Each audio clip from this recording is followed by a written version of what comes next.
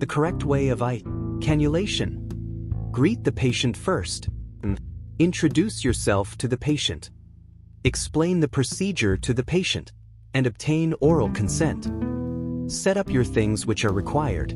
Don your gloves. Ensure the patient is comfortable, and position yourself appropriately.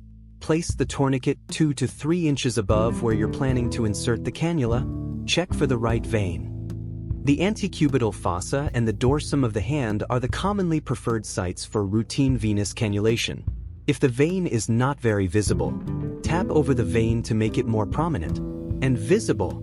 Scrub skin surface with alcohol swab in circular motion, moving from inside to outside, and let you allow the area to dry. Once skin preparation is done, do not touch over the vein again, and stabilize the vein by holding the hand with little flexion. Start to insert the cannula at 10 to 15 degree angle into the vein until you see a flashback in the cannula flashback chamber. Flashback in the chamber confirms your catheter is inside the vein.